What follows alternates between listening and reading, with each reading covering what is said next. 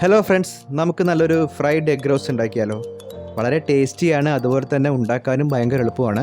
അതിനായിട്ട് പുഴുങ്ങിയ കോഴിമുട്ട, തക്കാളി, സവാള, ഇഞ്ചി വെളുത്തുള്ളി പേസ്റ്റ്, പച്ചമുളക്, കറിവേപ്പില എടുക്കുക. മുട്ട ഇതുപോലെ നെടുകെ പിളർന്ന് രണ്ടായിട്ട് വയ്ക്കുക. അതിലേക്ക് ആവശ്യത്തിന് മഞ്ഞൾപ്പൊടി, മുളക് പൊടി, ഉപ്പ്, കുറച്ച് വെളിച്ചെണ്ണയും കൂടി ചേർത്ത് നല്ലതുപോലെ പേസ്റ്റ് രൂപത്തിലാക്കി മുട്ടയിൽ തേച്ച് പിടിപ്പിക്കുക. രണ്ട് വശവും നല്ലതുപോലെ തേച്ച് പിടിപ്പിച്ച് കഴിയുമ്പോൾ ഇതുപോലെ ഇരിക്കും.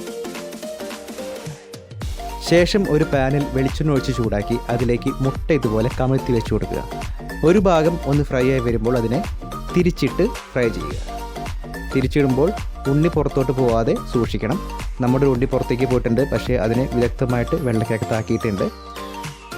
രണ്ട് ഭാഗവും നല്ലതുപോലെ ഫ്രൈ ആക്കിയിട്ടിട്ടുണ്ട്. ഫ്രൈ ചെയ്ത മുട്ടയെ നമുക്കൊരു പ്ലേറ്റിലേക്ക് മാറ്റി വയ്ക്കുക. നോക്കിയേ, എന്താ ഭംഗി കാണാനായിട്ട്. ശേഷം ഒരു മൺചട്ടിയിലേക്ക് വെളിച്ചെണ്ണ ഒഴിച്ച് ചൂടാക്കുക. ചൂടായ വെളിച്ചെണ്ണയിലേക്ക് സവാള ഇട്ടിട്ട് നല്ലതുപോലെ വഴറ്റി കൊടുക്കുക. ഒരു വലിയ സവാളയാണ് ഇവിടെ നമ്മൾ എടുത്തിരിക്കുന്നത്.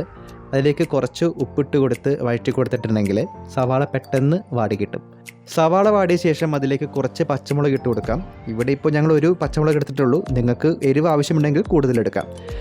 അതിലേക്ക് കുറച്ച് വെളുത്തുള്ളി ഇഞ്ചി പേസ്റ്റും കൂടി ചേർത്ത ശേഷം നല്ലതുപോലെ ഇളക്കി കുറച്ച് കറിവേപ്പില കൂടി ചേർത്ത് കൊടുത്ത് ഇളക്കുക. എല്ലാം നല്ലതുപോലെ വാടിയ ശേഷം അതിലേക്ക് കുറച്ച് മല്ലിപ്പൊടി ഇട്ട് കൊടുക്കുക. പിന്നീട് മഞ്ഞൾപ്പൊടി, മുളക് പൊടി, ഗരം മസാലപ്പൊടിയും കൂടി ചേർത്ത് നല്ലതുപോലെ വഴറ്റി കൊടുക്കുക. ഇവയെല്ലാം നല്ലതുപോലെ മൂത്ത് വരുന്ന സമയത്ത് നമുക്ക് തക്കാളി ചേർത്ത് കൊടുക്കാം.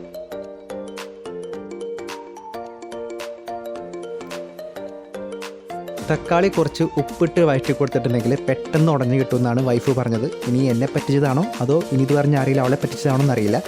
അതിലേക്ക് ആവശ്യത്തിന് വെള്ളം ചേർത്ത് ഇളക്കി കൊടുക്കുക. നല്ലപോലെ തിളച്ച് വരുന്നുണ്ട്.